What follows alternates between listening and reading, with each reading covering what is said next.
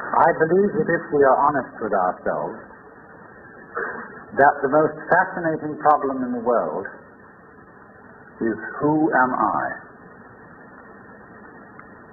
What do you mean? What do you feel when you say the word I myself? I don't think there can be any more fascinating preoccupation than that, because it's so mysterious, it's so elusive. Because what you are in your inmost being escapes your examination in rather the same way that you can't look directly into your own eyes without using a mirror. You can't bite your own teeth. You can't taste your own tongue. And you can't touch the tip of this finger with the tip of this finger. And that's why there's always an element of profound mystery in the problem of who we are. This problem has fascinated me for many years, and I've made many inquiries. What do you mean by the word I? And there is a certain consensus about this, a certain agreement, especially among people who live in Western civilization. Most of us feel I, ego, myself, my source of consciousness, to be a center of awareness and of a source of action that resides in the middle of a bag of skin. And so we have what I have called the conception of ourselves as a skin-encapsulated ego. Now, it's very funny how we use the word I. If we just refer to common speech, we are not accustomed to say, I am a body. We rather say, I have a body. We don't say, I beat my heart, in the same way as we say, I walk, I think, I talk. We feel that our heart beats itself, and that has nothing very much to do with I. In other words, we don't regard I myself as identical with our whole physical organism. We regard it as something inside it. And most Western people locate their ego inside their head. You are somewhere between your eyes and between your ears, and the rest of you dangles from that point of reference. It is not so in other cultures. When a Chinese or Japanese person wants to locate the center of himself, he points here, not here. Here, to what Japanese call the kokoro, or in Chinese call shin, the heart, mind. Some people also locate themselves in the solar plexus. But by and large, we locate ourselves behind the eyes and somewhere between the ears, as if within the dome of the skull there was some sort of arrangement, such as there is at the SAC headquarters in Denver, where there are men in great rooms surrounded with radar screens and all sorts of things, and earphones on, watching all the movements of planes all over the world. So in the same way, we have really the idea of ourselves as a little man inside our heads, who has earphones on, which bring messages from the ears, and who has a television set in front of him, which brings messages from the eyes, and all sorts of electrode things that are all over his body, giving him signals from the hands and so on, and he has a panel in front of him with buttons and dials and things, and so he more or less controls the body. But he isn't the same as the body, because I am in charge of what are called the voluntary actions.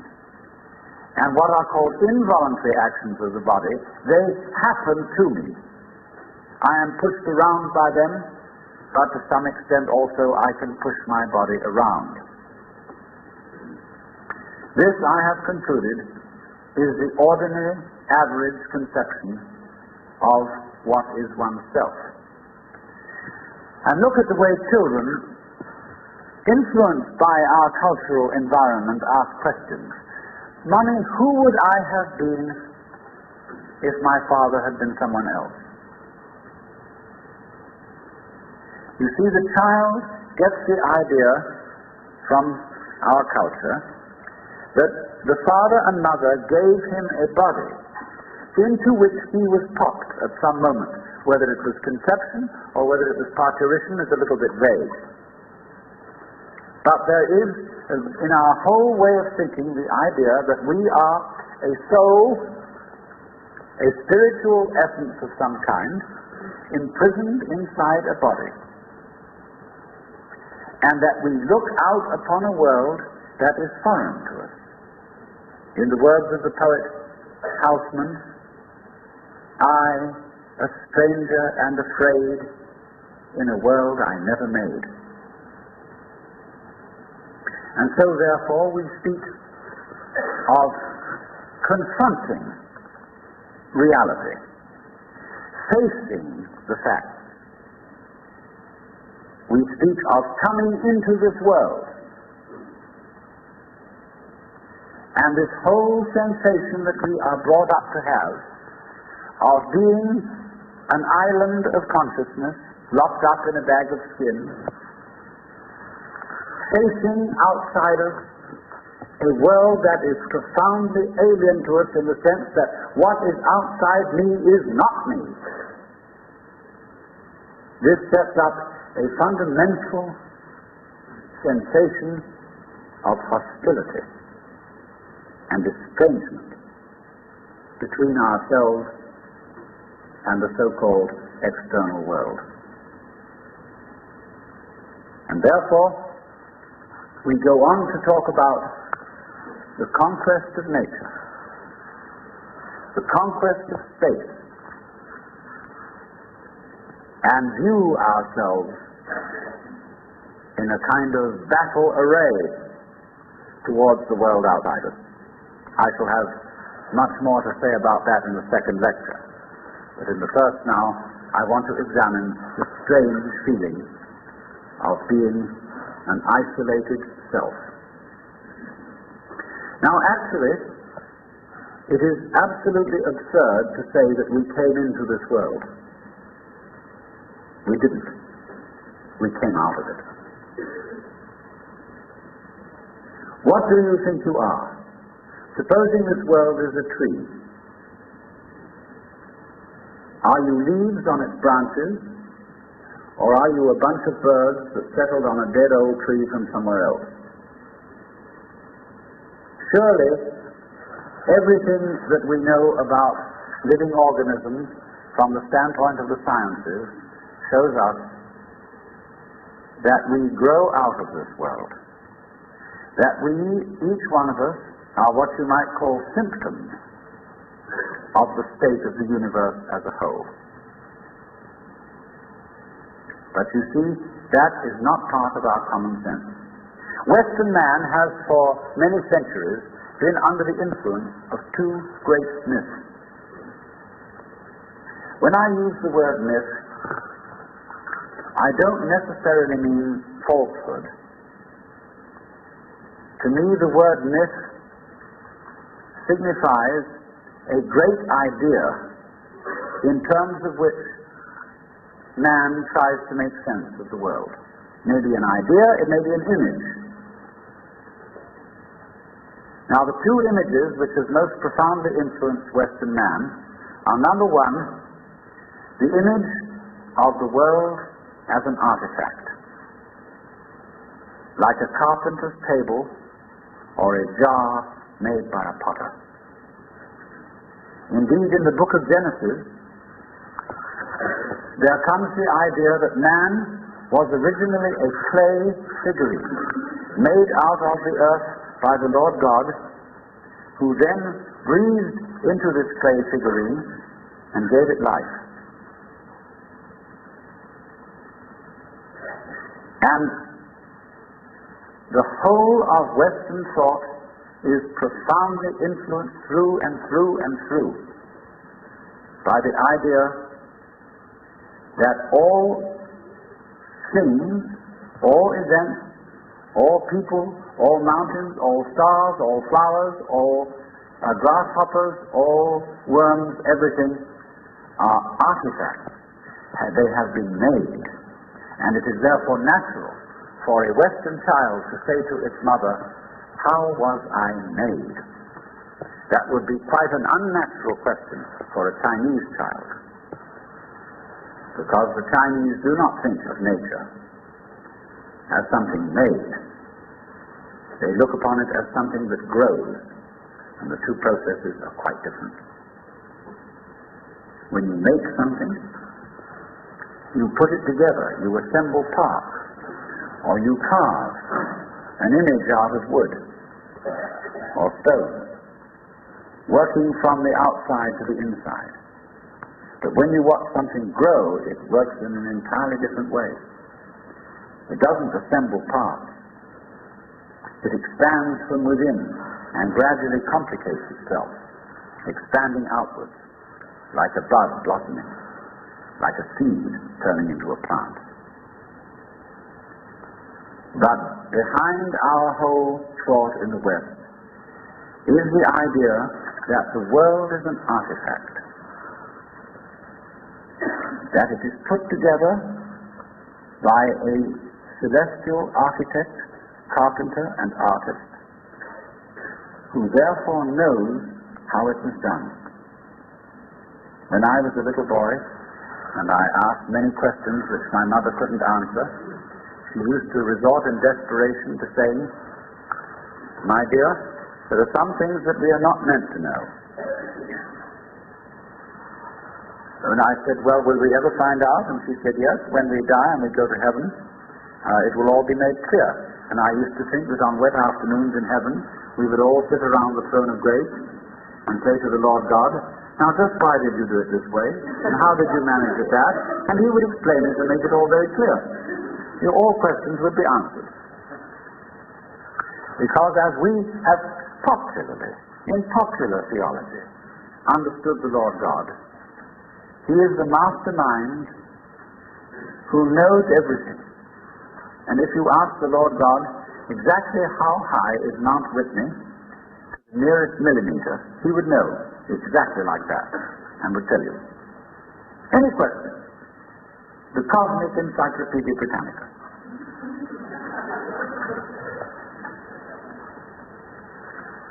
Unfortunately, this particular image or myth became too much for Western man, because it was oppressive.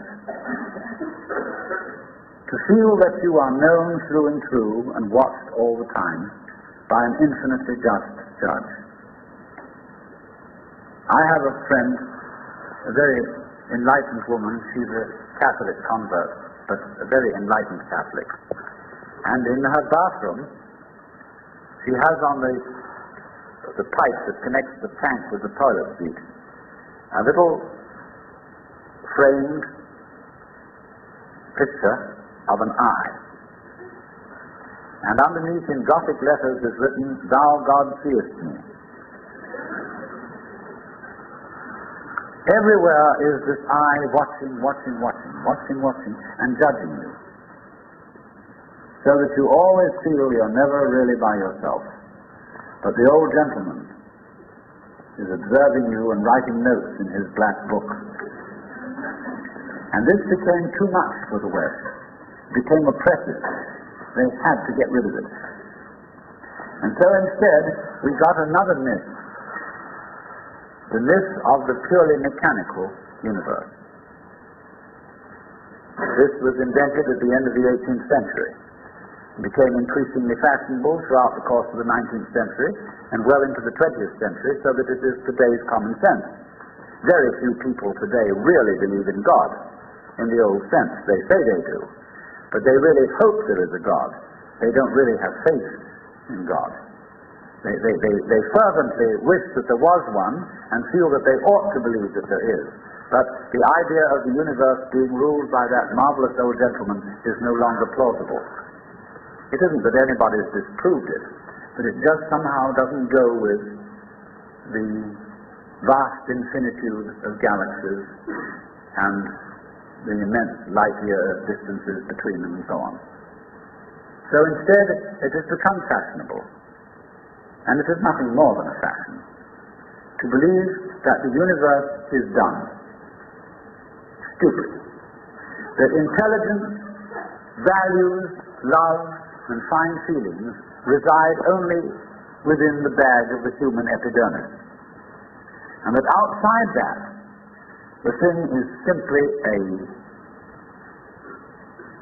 kind of a chaotic, stupid interaction of blind forces. Courtesy of Dr. Freud, for example, biological life is based on something called libido, which was a very, very loaded word. Blind, ruthless, uncomprehending lust. That's the foundation of the human unconscious. And similarly to thinkers like of the 19th century, like Ernst Haeckel, even Darwin, T.H. Huxley, and so on, there was this notion that at the root of being is an energy. And this energy is blind. This energy is just energy. And it's utterly and totally stupid. And our intelligence is an unfortunate accident. By some weird freak of evolution, we came to be these feeling and rational beings, more or less rational. And this is a ghastly mistake, because here we are in a universe that has nothing in common with us. It doesn't share our feelings, has no real interest in us. We're just a sort of cosmic fluke. And therefore, the only hope for mankind is to beat this irrational universe into submission and conquer it and master it. Now, all this is perfectly idiotic. If you would think that the idea of the universe as being the creation of a benevolent old gentleman, although he's not so benevolent, he takes a sort of, this hurts me more than it's going to hurt you sort of attitude, I think.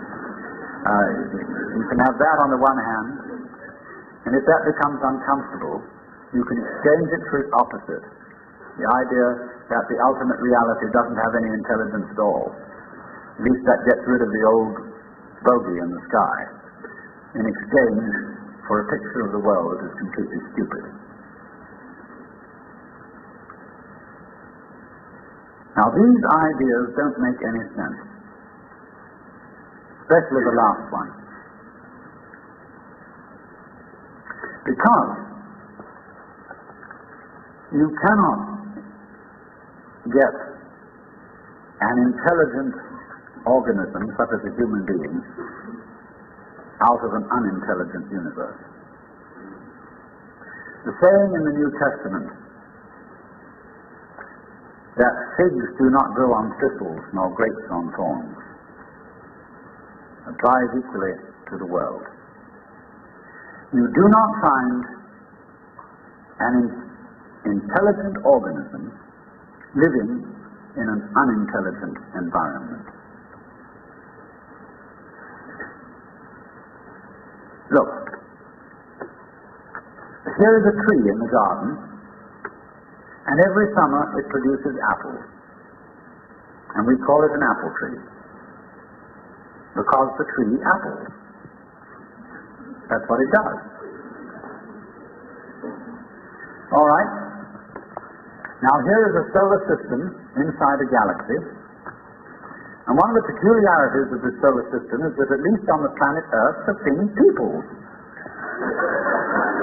In just the same way that an apple tree apples. Now maybe 2 million years ago, somebody came from another galaxy in a flying saucer and had a look at the solar system, and they looked it over and shrugged their shoulders and said, just a bunch of rocks. And they went away. Later on, maybe 2 million years later, they came around and they looked at it again.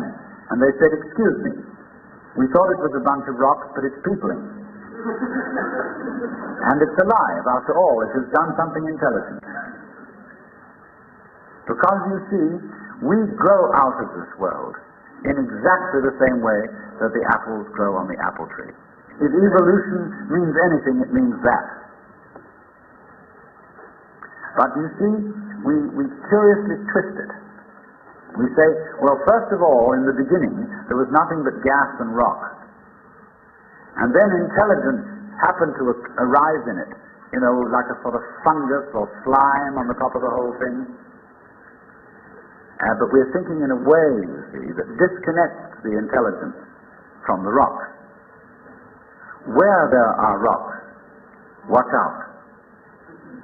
Watch out, because the rocks are going eventually to come alive.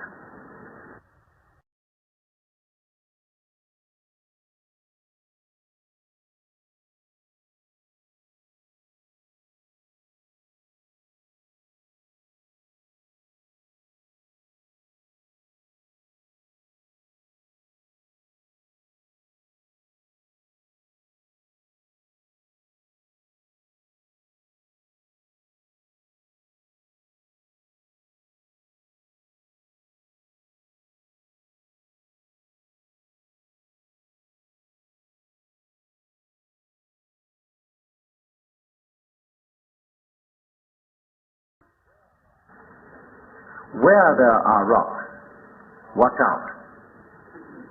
Watch out, because the rocks are going eventually to come alive. And they're going to have people crawling over them. It's only a matter of time. Just in the same way as the seed, the acorn, is eventually going to turn into the oak, because it has the potentiality of that within it. Rocks are not dead. You see, it depends on what kind of attitude you want to take to the world. If you want to put the world down, you say, oh well, fundamentally it's only just a lot of geology. It's a stupidity. And it so happens that kind of a freak comes up in it which we call consciousness. And that's an attitude that you take when you want to prove to people that you're a tough guy, that you're realistic, that you face facts, and that you don't indulge in wishful thinking. It's just a matter of role-playing.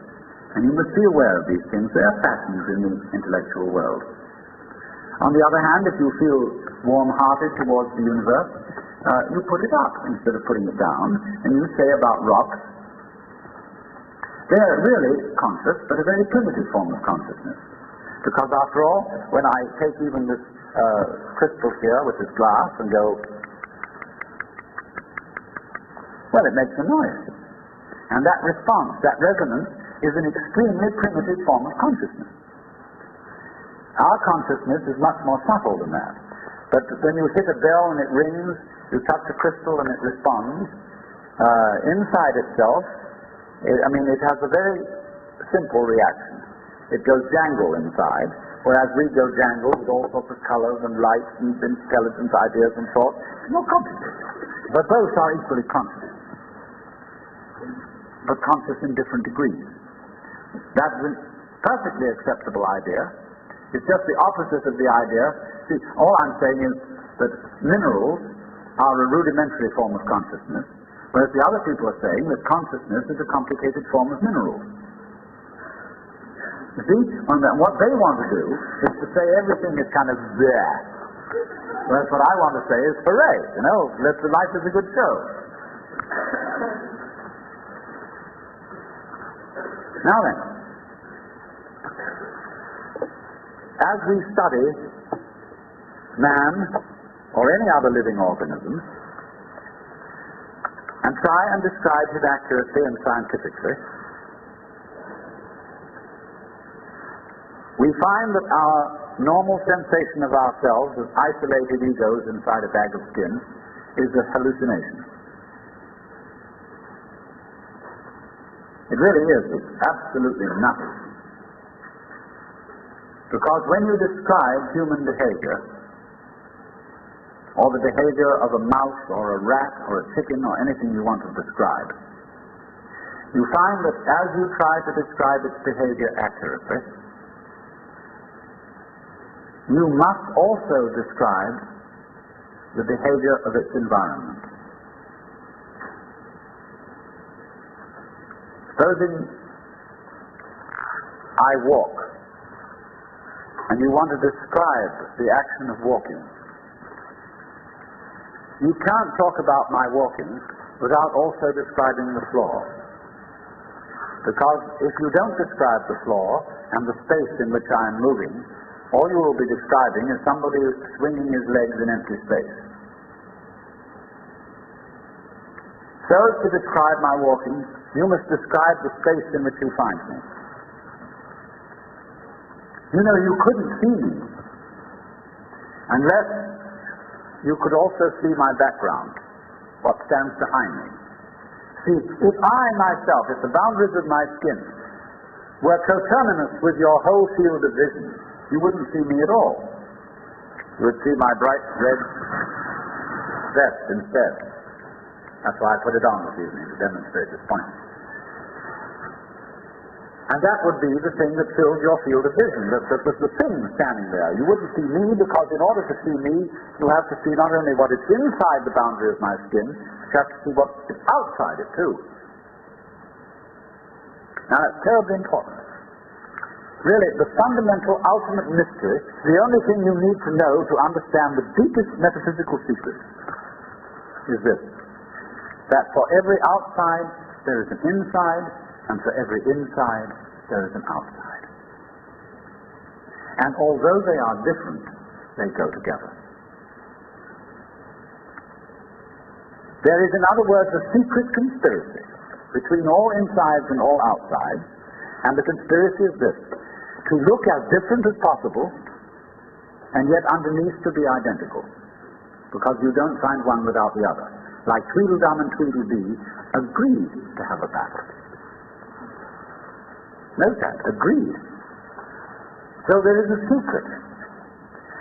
What is esoteric, what is profound, and what is deep is what we will call the implicit. What is obvious and on the open is what we will call the explicit. And I and my environment, you and your environment, are explicitly as different could be.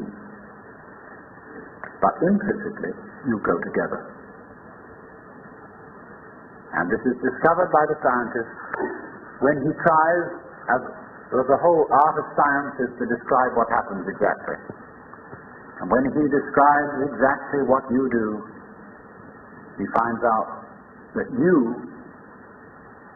your behavior is not something that can be separated from the behavior of the world around you. He realizes then that you are something that the whole world is doing. Just as when the sea has waves on it, all right, the sea, the ocean is waving. And so each one of us is a waving of the whole cosmos, the entire work, all there is. And with each one of us, it's waving and saying, "Woo! Here I am." Only it does it differently each time, because variety is the spice of life. But you see, the funny thing is, we haven't been brought up to feel that way. Instead of feeling that we, each one of us, are something that the whole realm of being is doing, we feel that we are something that has come into the whole realm of being as a stranger. When we were born, we don't really know where we came from, because we don't remember. And we think when we die, that's just going to be that. Some people console themselves with the idea that they're going to heaven, or that they're going to be reincarnated, or they're going to Summerland, or something else. People don't really believe that. But for most people it's plausible. The real thing that haunts them is that when they die, they're going to sleep and never going to wake up. They're going to be locked up in the safe deposit box of darkness forever.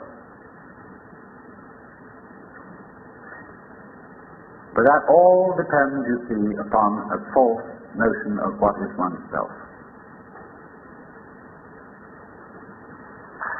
Now, the reason why we have this false notion of ourselves is, as far as I can understand it, that we have specialized in one particular kind of consciousness.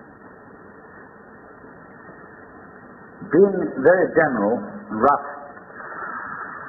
we have two kinds of consciousness. One I will call the spotlight, and the other the floodlight. The spotlight is what we call conscious attention. And that is trained into us from childhood as the most valuable form of consciousness. When the teacher in class says, "Pay attention," everybody stares and looks fast at the teacher like that. That's spotlight consciousness. Fixing your mind on one thing at a time. Concentrate. And even though you may not be able to have a very long attention span, nevertheless you concentrate. You use your spotlight, one thing after another, flip, like that. But we also have another kind of consciousness, which I'll call the floodlight. For example, you can drive your car for several miles with a friend sitting next to you, and your spotlight consciousness will be completely absorbed in talking to your friend. Nevertheless, your floodlight consciousness will manage the driving of the car, will notice all the stoplights, the other idiots on the road, and so on, and you'll get there safely, without even thinking about it. But our culture has taught us to specialize in spotlight consciousness, and to identify ourselves with that form of consciousness alone. I am my spotlight consciousness. My conscious attention, that is my ego, that is me. And very largely we ignore the floodlight. Now the floodlight consciousness is working all the time. Every nerve end that we have is its instrument. You know, you can go out to luncheon or something and you sit next to Mrs. So-and-so, and you go home and your wife says to you, "Was Mrs. So-and-so there?" "Yes, I sat next to her." "Well, what was she wearing?" "Well, I haven't the faintest idea." You saw, but you didn't notice.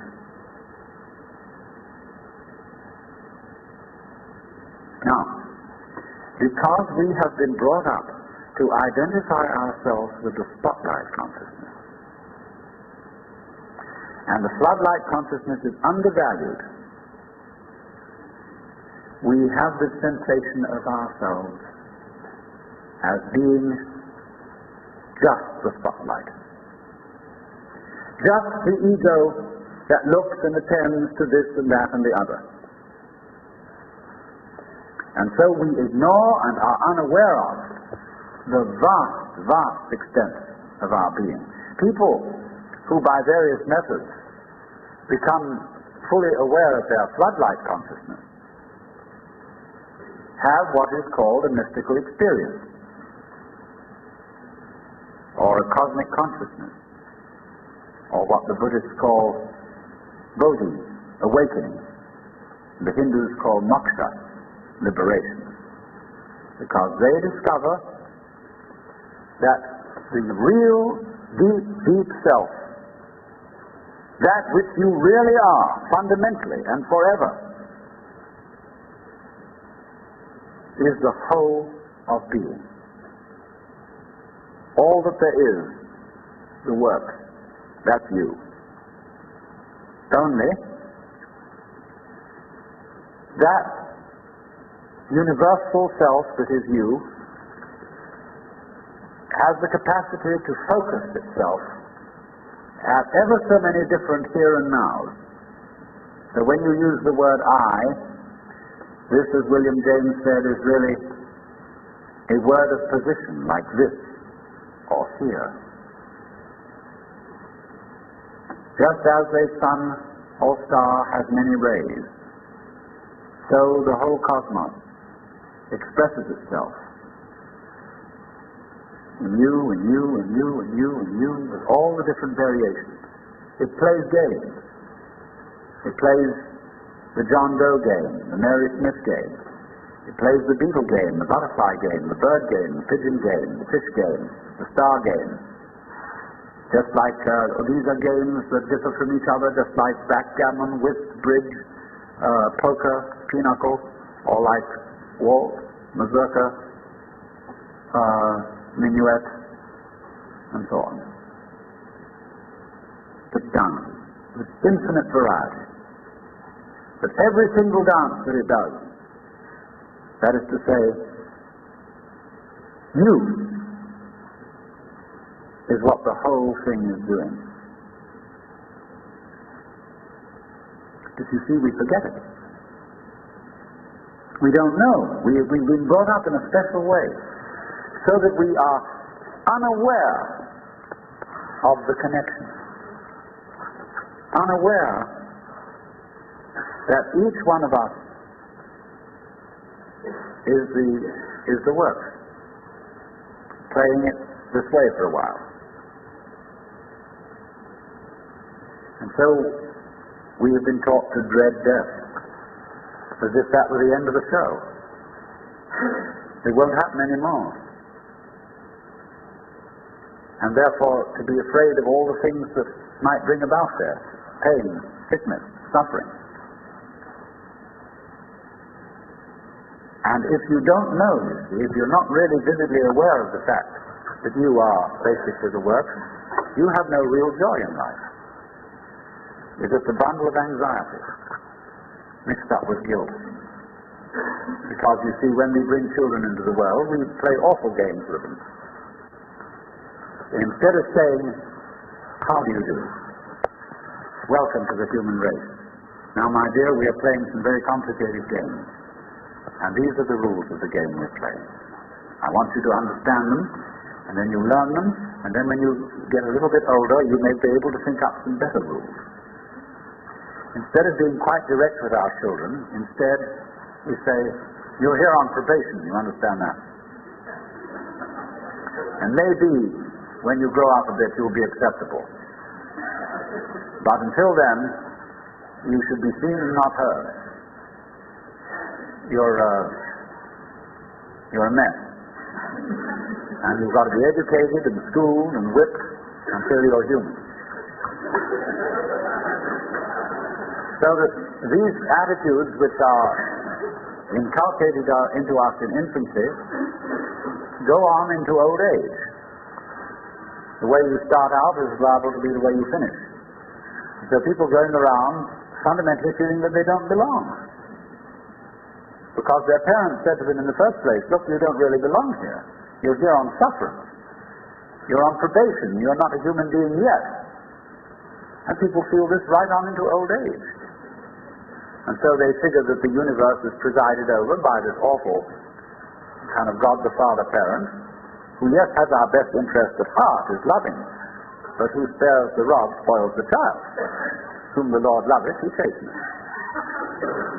So everybody's sort of, when's he going to hit next? So don't feel that they belong. So we get this ghastly, what I call Christian ego, a little bit Jewish too,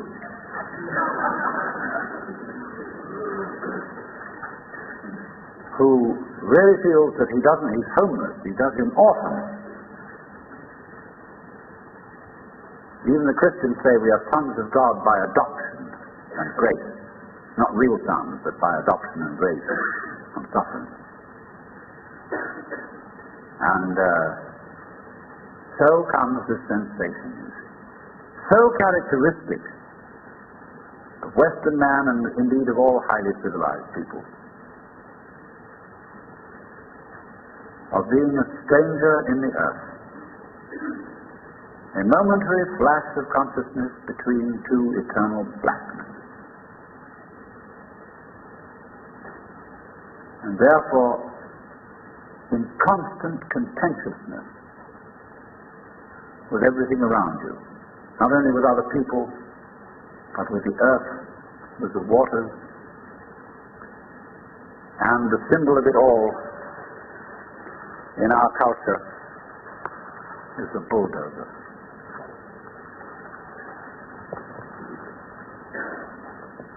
Where I live, aboard a ferry boat, there is opposite us, across the water, or was opposite to us, some lovely hills. They are going to put houses there. But they are going to try and put the sort of houses you would find in a suburban crack slot, on a hill, of all things. Because a good architect can make a house fit the hill. He doesn't have to destroy the hill to put a house on it. And if you want to live on a hill, obviously you want to live on a hill. And you don't want to destroy the hill by virtue of living on it. But that's what they do, especially in California. The Texas kind of flat, and they don't have to do that kind of thing. But in California, where we've got lots of hills, they always scrape the tops off them till they're perfectly flat. Then they put houses on, and then they scrape them off in terraces all the way down. They upset the ecology of the hill, and eventually all the houses fall down. And so what? But by that time the payments have been made. But that's because the builder doesn't feel that the external world is his own body. It is. The external world is your own body extended. So he, instead of going up to the hill and saying, "Good afternoon, I very much want to live here, and I would like to know what kind of house you would like to have built on me." An intelligent architect always does that. Instead of that, he has a prejudice about what kind of a house is a house. And he has to make the hill submit to this prejudice. So he has to ruin the hill and get rid of it, pretty much, and put the house on it.